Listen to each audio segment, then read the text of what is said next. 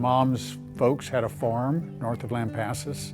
Spent a lot of time in the summers there, wandering around out in the pastures and walking up and down the creeks and finding arrowheads. We were kids, and our grandfather sent us to camp. That's one thing.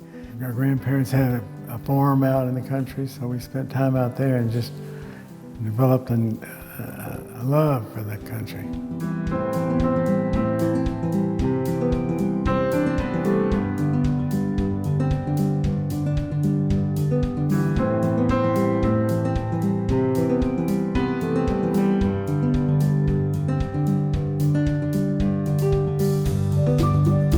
We had a group come out from Round Rock, a school for kids with special needs, and it was our first group where, you know, the kids really had some issues and things. And this one little girl, she was so excited about the horses. We could not keep her at the pavilion. She finally ran off. It was actually my horse, his name was Pepper, and she grabs his head and just puts her face up against it. When they left, we all started crying.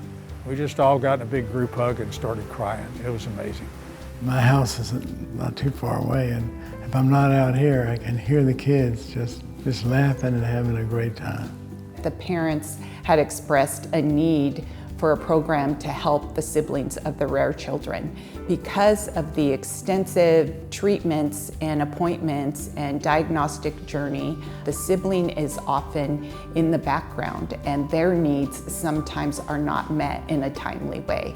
From what we have seen, when the siblings get a chance to have time with the parent and do something fun and connect, that affects the way they see the rare child, and it strengthens their relationship.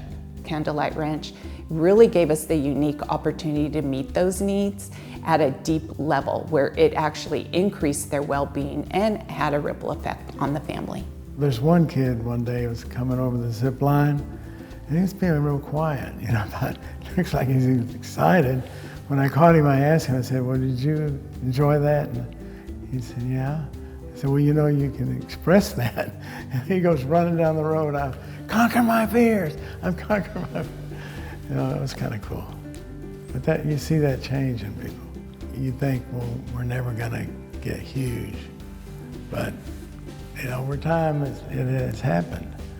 Because we had so many great people, volunteers, and without them, we couldn't have done it. You know, it just takes an army, and it's just morphed into much more than I ever thought it would be. We had two families take part in a GAD stress test, and they said that they were at a level 12 when they arrived.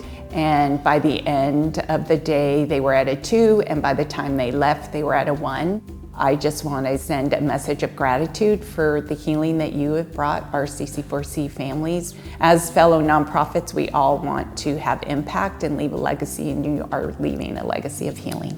We had a group out one time, and we were doing the zip lines, and we were also doing what we call Carolyn's Canyon Crawl. It's a 2-line suspension bridge.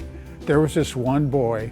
He got up on the wire and started going. You could tell he was really tense, and he was mumbling something. One of their staff was next to me, and I said, what's he saying? He goes, he's saying, be brave, which is what his mother told him to keep saying to himself. All the other kids that are waiting for him are all cheering, and he made it across. And we got him off the line and went on the other time, and I went to him. I don't think he really understood, but I was crying, and I said, you're my hero today. It just doesn't get any better than that. The prize is not how much money you made, it's what a great job you did and how you may have affected somebody's life.